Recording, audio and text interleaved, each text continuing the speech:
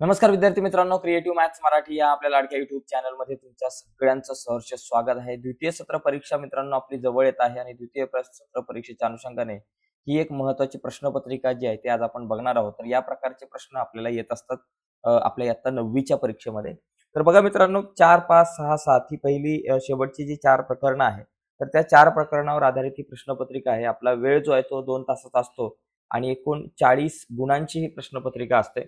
तर ही प्रश्नपत्रिका समजून घ्या, कारण याच प्रकारची प्रश्नपत्रिका तुम्हाला येऊ शकते। तर बघा, इथं पहिला जो प्रश्न आहे, प्रश्न क्रमांक पहिल्यातला ए आणि बी। आता इथं जर आपण थोडंसं खाली आलो तर तुमच्या लक्षात येईल की बघा, इथं प्रश्न क्रमांक पहिला जो आहे तर त्याच्यामध्ये ए आणि बी असे 2 प्रश्न असतात। तर ए प्रश्नामध्ये सगळे मल्टिपल चॉईस क्वेश्चन म्हणजे बहुपर्यायी प्रश्न, म्हणजे एक प्रश्न असतो आणि त्या प्रश्नाचे 4 वेगळे ऑप्शन्स असतात आणि त्याच्यापैकी आपल्याला योग्य प्रश्नाचं उत्तर जे आहे ते सांगायचं असतं। आणि खाली बी जो प्रश्न आहे त्याच्यामध्ये एक एक मार्काचे एकूण तुम्हाला 4 प्रश्न दिले जातात। ते 4 पैकी 4च्या 4 प्रश्न आपल्याला सोडवायचे असतात। आता इथे बघा, आपण काही प्रश्न समजून घेण्याचा प्रयत्न करूयात। मी एक एक मार्कांचे प्रश्न तुम्हाला समजून सांगतो आणि बाकी इतर प्रश्न तुम्ही सोडवू शकताय। फक्त ही प्रश्नपत्रिका बघा कशी असते। तर इथं बघा, हा पहिला प्रश्न दिलाय 48, 60, 68 एक्स या संख्या प्रमाणात आहेत, तर एक्स ची किंमत काढा। तर इथं हा सोपा प्रश्न आहे बघा, 48 भागिले 60 आणि बरोबर 68 भागिले एक्स करा आणि इथं तिरकस गुणाकार वगैरे जर केलं तर तुम्हाला तुमचं उत्तर आरामात मिळेल। बघा, आता इथं 48 आणि 60 12च्या पाड्यात जातात। 12 चोक 48, 12 पंचे 60 म्हणजे 4 भागिले 5 बरोबर 68 भागिले एक्स असं येईल। आता तिरकस गुणाकार केला तर 4 गुणिले एक्स 4x आणि 68 आपल्या जागेवर हे 5 गुणिले बरोबर भागिले बरोबर चिन्हाच्या पलीकडे गुणिले गेले, गुणिले 5 म्हणजे 4 गुणिले एक्स आणि 5 गुणिले 68 केलं। आता एक्स आपल्या जागेवर 68 आपल्या जागेवर गुणिले 5 आपल्या जागेवर हे 4 गुणिले इकडे आले भागिले 4। 4ने 68 ला भाग लावा, तर 4ने 68 ला भाग लावला तर 17 येतं, कारण 17 चोक 68। मग एक्स बरोबर काय, 17 गुणिले 5। मग 17 गुणिले 5 किती बाबा, 7 5 35 ते 5 चालेल 3, 5 1 5, 6 7 8 85 म्हणजे इथं तुमचं उत्तर 85। हा बी ऑप्शन करेक्ट आहे। तर या ठिकाणी इथं तुम्हाला फक्त ऑप्शनच लिहायचे आहेत मित्रांनो, आणि हे जे प्रश्न आहेत तुम्ही जर बघितले तर हे प्रश्न खूप सोपे असतात, जास्त अवघड प्रश्न नसतात। त्याच्यामुळे तुम्हाला हे प्रश्न सोडवता येऊ शकतात। एक एक मार्काचे आहे पहिला प्रश्न। दुसरा प्रश्न जर तुम्ही इथं बघितला तर दुसरा प्रश्न सुद्धा एकदम सोपा आहे। आता मी हे पहिलं रफ करतो आणि दुसरा प्रश्न जो आहे तो पण आपण बघूया त्या ठिकाणी। बघा, तर दुसरा प्रश्न बघा, दुसरा प्रश्न काय दिले, 8x - 7y बरोबर 11 आणि त्याच्यानंतर आपल्याकडे आहे 7x - 8y बरोबर 4 आणि इथे x अधिक y ची किंमत काढायला सांगितले। आता इथं 7y आणि 8y वजामध्ये, म्हणून आपण काय करायचं, या दोन समीकरणांची वजाबाकी करायची। वजाबाकी केल्यावर तुम्हाला x अधिक y ची किंमत ऑटोमॅटिकली मिळेल। बघा, वजाबाकी करताना खालच्या समीकरणाची चिन्ह बदलतात, अधिकचं वजा, वजाचं अधिक आणि अधिकचं वजा झालं। आता 8 - 7, 8तून 7 गेले x आणि वजा 7 अधिक 8 वजा अधिक वजाबाकी, 8तून 7 गेले 1 y राहिले आणि इथं मोठ्या संख्येचं म्हणजे अधिकचं चिन्ह आणि 11 आणि हे वजा 4, 11तून 4 गेले 7 म्हणजे x अधिक y बरोबर 7। हे बी ऑप्शन करेक्ट आहे, बरोबर। त्याच्यानंतर तिसरा प्रश्न आपल्याकडे होता, 2 लाख रुपये देय आकारावर 2% दराने किती शिक्षण उपकर आकारला जाईल। आता 2 लाख रुपये 1 2 3 4 5 2 5 0 याच्यावर 2%, 2% म्हणजे काय, गुणिले 2 भागिले 100। आता हे 2 शून्य गेले, हे 2 शून्य गेले, आता हे 2000 गुणिले 2 किती झाले, 4000 म्हणजे इथं 4000 रुपये तुमचं उत्तर असणार आहे। 4000 रुपये या ठिकाणी शिक्षण उपकर असणारे 4000 रुपये, डी ऑप्शन करेक्ट आहे, ठीक आहे। याच्यानंतर पुढचा प्रश्न, 25 ते 30 या वर्गाचा वर्गमध्य। आता वर्गमध्य म्हणजे मधोमध येणारी संख्या। आता या 25 ते 30 च्या मध्ये कोण येणार, 27.5 येणार, म्हणजे 27.5 उत्तर बरोबर आहे। आता हे 27.5 जर तुम्हाला शोधायचं असेल तर ते हे कसं शोधायचं, तर काय करायचं, मध्य काढताना, वर्गमध्य काढताना हे 25 ते 30 आहे, म्हणजे 25 अधिक 30 करायचं आणि भागिले 2 करायचं। 25 अधिक 30 किती, 55 भागिले 2, 55 ला 2 ने भाग लावला की 27.5 उत्तर येईल, ठीक आहे।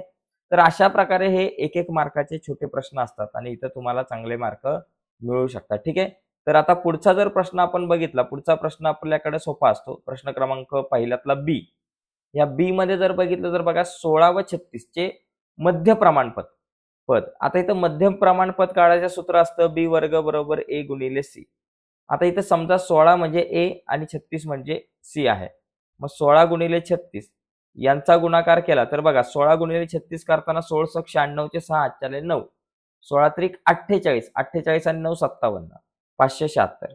बी वर्ग 576, मग बी बरोबर किती? 576चं वर्गमूळ येतं 24, म्हणजे यांचं मध्यम वर्ग, यांचं जे मध्य प्रमाणपद आहे ते 24 आहे. आता दुसरा प्रश्न आहे, y अधिक 7 बरोबर 5x हे समीकरण सामान्य रूपात लिहा. आता समीकरण सामान्य रूपात लिहायचं म्हणजे x अधिक y बरोबर c अशा प्रकारे आपण हे ax अधिक by बरोबर c असं आपण म्हणू शकतो. तर पहिला x पाहिजे. आता 5x हा अलीकडे पलीकडे, तर त्याला अलीकडे आणू, वजा 5x येतील. त्याच्यानंतर हा y आपल्या जागेवर अधिक y आणि बरोबर हे 7 अधिक आहे, बरोबर चिन्हाच्या पलीकडे गेले वजा 7, म्हणजे वजा 5x अधिक y बरोबर वजा 7 असं सुद्धा चालेल. किंवा सगळीकडे जर चिन्ह बदलले आपण, वजाचं अधिक 5x अधिक वायचं वजा y आणि वजा 7चं अधिक 7 चिन्ह बदलली तरी चालेल सगळीकडची, म्हणजे 5x वजा y बरोबर 7 असं उत्तर आपलं येऊ शकतं. ओके.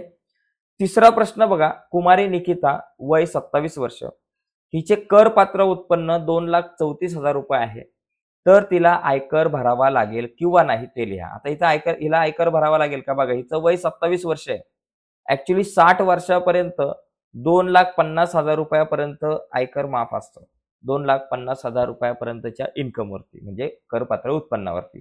आणि हिचं करपात्र उत्पन्न 2,50,000पेक्षा कमी आहे, म्हणजे हिला या ठिकाणी आयकर भरावा लागणार नाही. ठीक आहे. तर हा प्रश्न आहे. त्याच्यानंतर हा पाचवा जो प्रश्न आहे बघा, पाचवा प्रश्न, चौथा प्रश्न जर बघितलं तर तो सोपा आहे. याच्यामध्ये आपल्याला काय विचारलेलं, पहिल्या 5 नैसर्गिक संख्यांचा मध्य. आता पहिल्या 5 नैसर्गिक संख्या कुठल्या? 1 अधिक 2 अधिक 3 अधिक 4 अधिक 5, या पहिल्या 5 संख्यांचा मध्य काढायचा. मध्य म्हणजे या 5 संख्यांची बेरीज भागिले 5 करायचा.